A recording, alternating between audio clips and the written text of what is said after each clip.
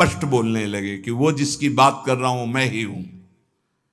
कोई ऐसा पाप नहीं, कोई ऐसा गंदा आचरण नहीं जो ना किया हो, लेकिन सत्संग सुना और नाम की महिमा, नाम जप कर रहा हूं। आप बिल्कुल जैसा आप सत्संग में बोलते अक्षरशः धारण करने की कोशिश करता हूं। क्या मेरा उद्धार हो जाएगा? पक्का पक्का हो जाएगा। कह रहे बुरे से बुरा, नीच से नीच भी महान भगवत भक्त बन जाता है। नाम जपत कुष्ठी भलो, चुई चुई गिरे जो चाम। कबीरदास जी। कंचन देह किस काम की, जिह मुख निकसत नहीं राम। जिसकी जिह्वा से नाम नहीं निकल रहा, चाहे वो जितना बड़ी पदवी में हो, चाहे जितना सुंदर शरीर हो, किस काम का? शरीर रोग ग्रसित है, वो राम कृष्ण हरि जप रहा है, वो जगत मंगल करने वाला है।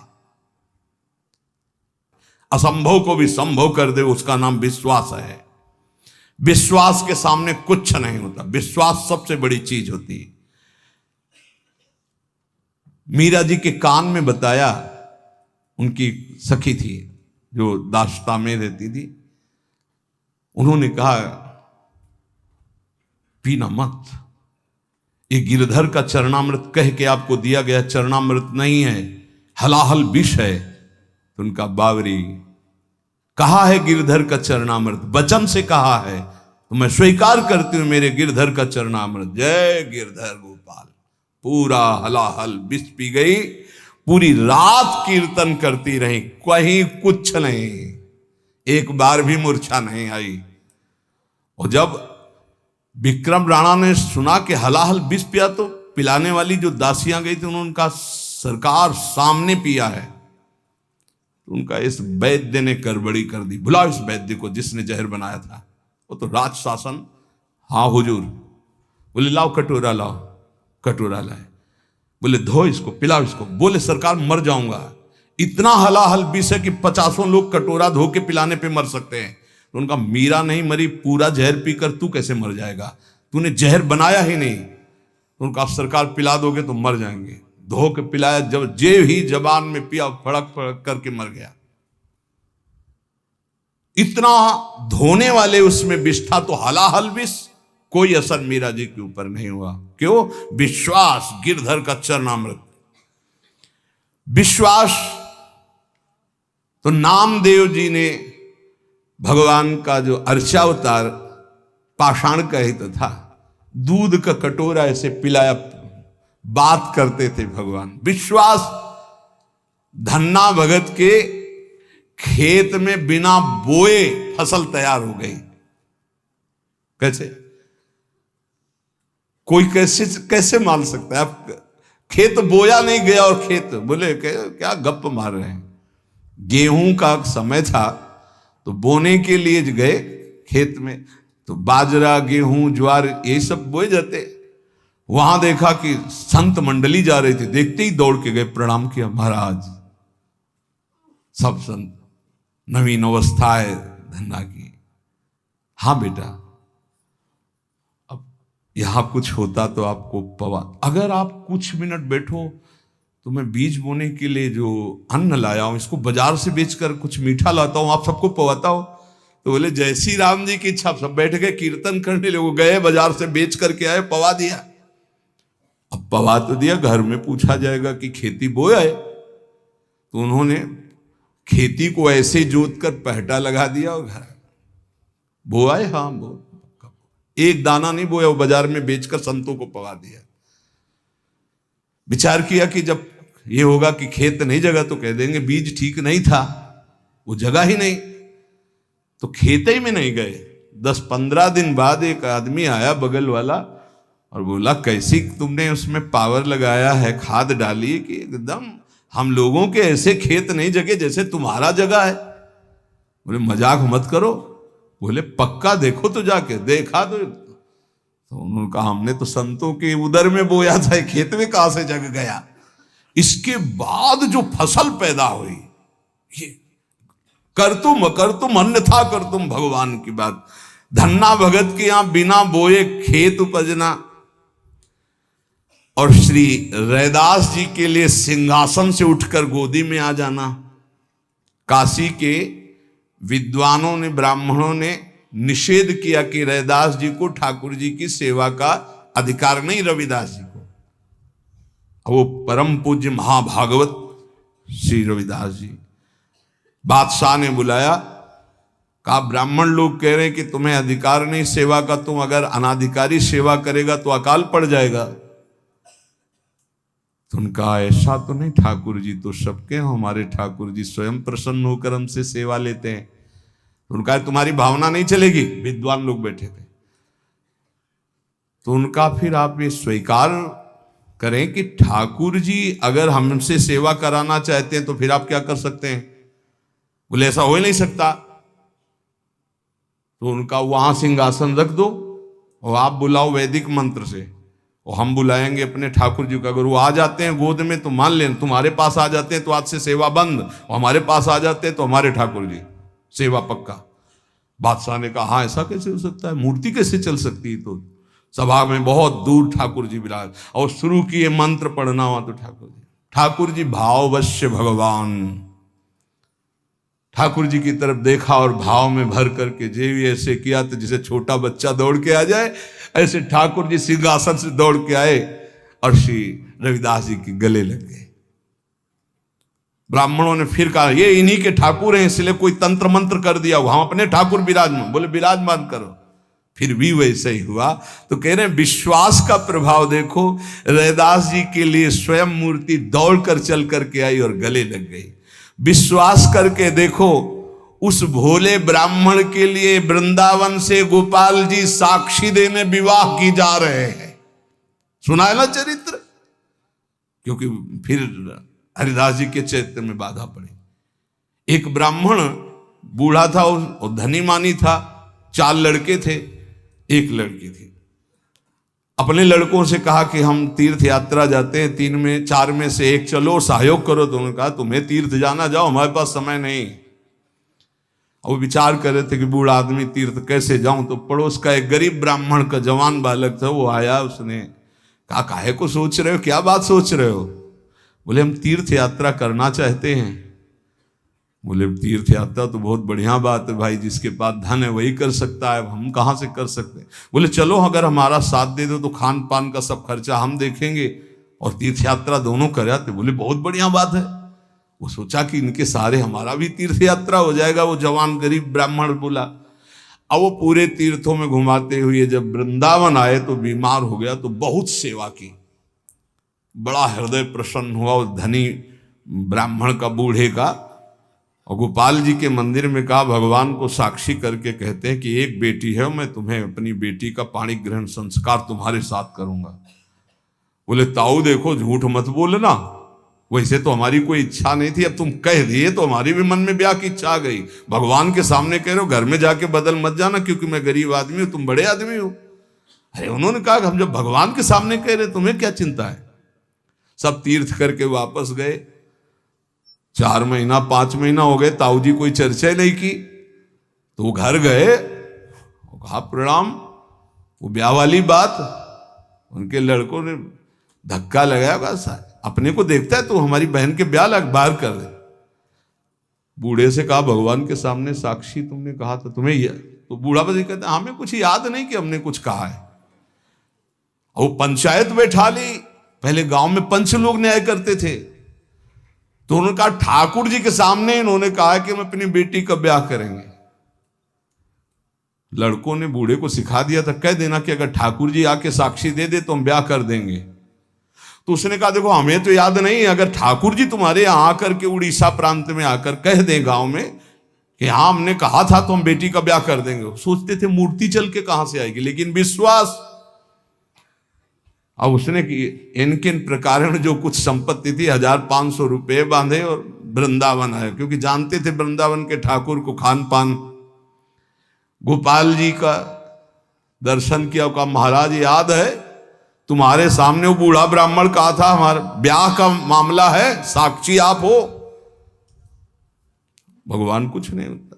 अब समय से यहां तो शयन होता है, ठाकुर जी का शयन हो गया, सब चले गए। मंदिर के बाहर बैठ के आवाज लगा रहे सुनो आप ही की साक्षी से हमारा ब्याह होगा। अब सब चले गए थे, रात्रि का समय। ठाकुर जी ने अंदर से कहा, मूर्ति कहीं जाके गवाही देगी? अरे बोले, मूर्ति जब बोल सकती तो चल क्यों नहीं सकती है? ठाकुर जी उठ के आए, गया ये साधु अवज्ञा तुरंत भवानी कर कल्याण अखिल के हानि। कोई ऐसा मुकदमा, कोई ऐसी बात आ गई जिसमें उनका अपराध साबित हो गया और सारी संपत्ति जमींदारी जब्त कर ली गई, उनको जेल भेज दिया गया। खाने की भी व्यवस्था भंग कर दी गई, जेल में भारी कष्ट उनको दिया गया। पक्का जो भक्त का अपमान करता है, भक्त को नीचा दिखाना चाहता है, उसकी दुर्गति पक्की हो जाती। यहां तो ये ब्याज है, मूल तो और मिलेगा। महात्मा हरिदास जी विश्वास के तो मूर्तिमान स्वरूप हैं। उन्होंने नाम को ही अपना जीवन माना। भगवान निष्ठा उनके हृदय में अटल भाव से थी। बेनापोल की निर्जन कुटिया में उस वैश्या का उद्धार करके उसे हरिदासी बनाकर आप शांतिपुर आ गए, अद्वैताचार्य जी के पास। शांतिपुर के समीप ही फुलिया नामक ग्राम में एकांत में छोटी सी फूस की झोपड़ी बनाकर अहरनिश कृष्ण नाम जप रहे थे। उस समय बादशाह यवन ही था और वहां के बड़े बड़े काजी अधिकारी यवन ही थे। भारी अत्याचार उन लोगों का था, यहां तक कि उनके धर्म के विरुद्ध कोई चू नहीं बोल सकता था। सत्ता थी। अब जब वहां काजी को पता चला कि रात दिन ये नाम जप करता है और यवन धर्म से इसका जन्म है, तो उनके मन में आया कि इसको दंड दिलाया जाए कि बड़ा इसका सम्मान हो रहा है। काजियों का ये समझो एक तरह के वो बादशाह ही होते थे, बादशाह उन्हीं के इशारे से चलते थे। गोराई नाम का एक काजी था जो बहुत ही कठोर और कर्कश स्वभाव का था। हरिदास जी का प्रभाव देखकर वो ईर्ष्या से देखता।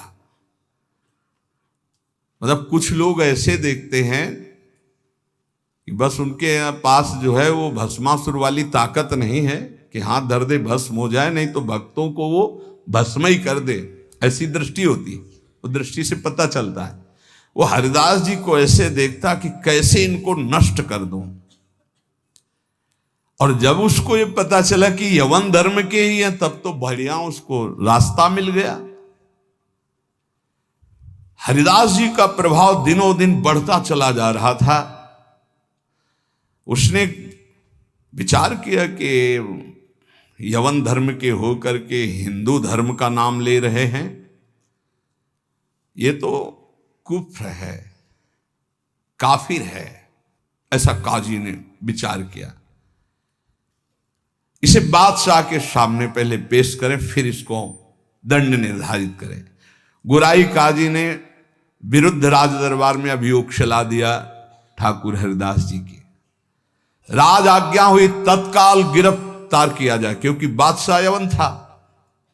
हथकड़ी बेड़ियों से जकड़ लिए गए ठाकुर हरिदास जी।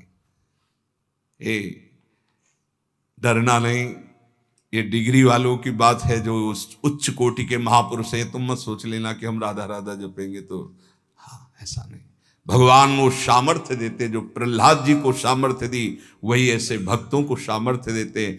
ऐसा नहीं है कि अपने सामर्थ्यहीनों को ऐसा प्रश्न कर, ऐसा नहीं, डरना नहीं कि भगवान बड़ी भारी परीक्षा लेते हैं। हथकड़ी बेड़ियों से जकड़ लिए गए और इनको पेश किया गया निरपराध हरिदास जी को अपराधी की तरह। बादशाह ने देखा 9 युवक तेज से प्रभावित, मानो पूरा सभा आश्चर्यचकित और आलोकित हो गई हो,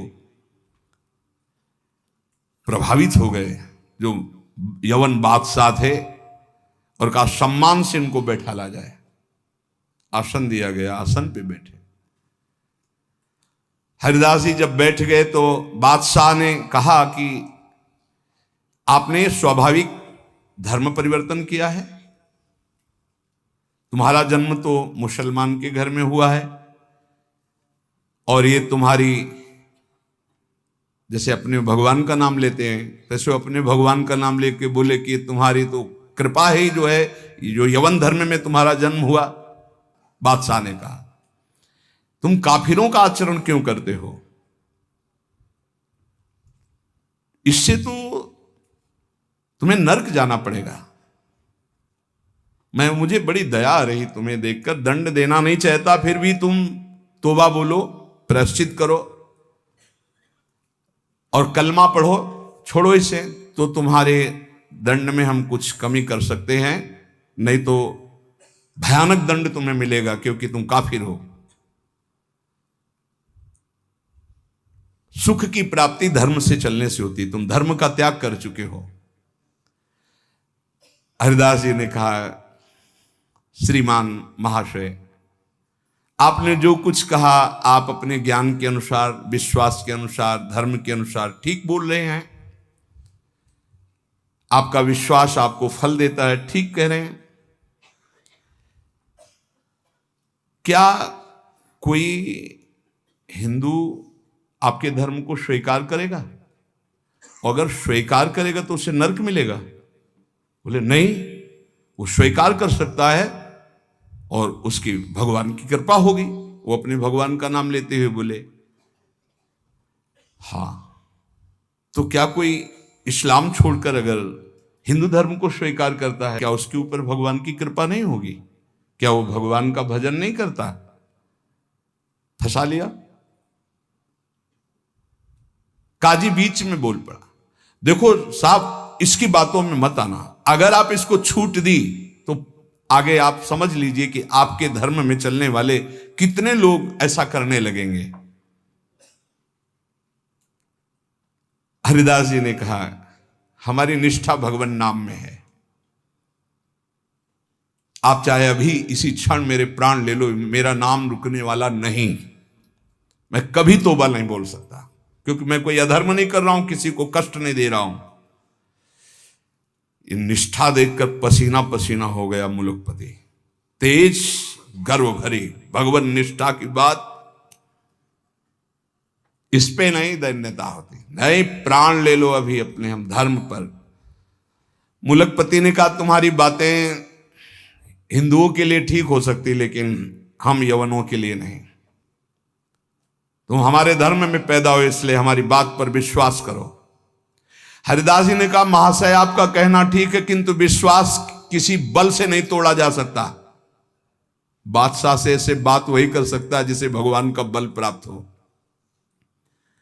देखो मैं पूर्व जन्म का कोई ना कोई संस्कार लेकर के आया हूं जिससे भगवान नाम में मेरी प्रीति हुई है, और मैं भगवान नाम छोड़ नहीं सकता। मेरा दृढ़ विश्वास है चाहे अभी प्राण ले लिए जाएं। और अगर आप ऐसे ही दंड देने वाले हैं तो कितने लाखों हिंदुओं को मुस्लिम बना लिया, क्या उनको दंड दे रहे हैं आप? यदि ऐसा वो दंड के अपराध भागी नहीं बने कि हिंदू धर्म छोड़कर आपने उनको यवन धर्म में बना लिया, तो मैं यवन धर्म छोड़कर अगर नाम जप करता हूं तो मैं अपराधी कैसे हो सकता हूं? बादशाह चुप हो गया। गुराई काजी ने देखा यहां मामला तो उल्टा हो गया। तब जोरों के साथ कहा हम ये सब कुछ नहीं सुनना चाहते, इस जो धर्म के प्रतिकूल चले उसको दंड देना चाहिए। तुम अधर्म कर रहे हो, तुम काफिर हो, तुम्हें दंड मिलना चाहिए। काजी के बोलते ही बादशाह चुप हो गए, ना इधर कुछ बोल पा रहे ना इधर। फिर कहा कि देखो गोराई काजी जो कह रहे हैं तुम वो बात मान लो और कलमा पढ़ो और छोड़ो ये नाम जप करना। हरिदास जी ने कहा श्रीमान महाशय हम एक बार केवल बोलते हैं, दोबारा आपको जो कहना हो सो कह लीजिएगा, मैं बोलूंगा नहीं। मैं प्राण त्याग सकता हूं पर भगवान नाम नहीं छोड़ सकता। क्या निष्ठा है! आप दंड जो देना चाहे मैं स्वीकार करता हूं, लेकिन नाम नहीं छोड़ सकता। मेरी देह के आप इसी सभा में सैकड़ों टुकड़े कर दिए, हर टुकड़े से निकलेगा कृष्ण कृष्ण कृष्ण, छूटेगा नहीं नाम। मैं तुम्हारे दंड देने से विचलित नहीं हो सकता। मैं हरिनाम को जब तक श्वास है नहीं छोड़ सकता।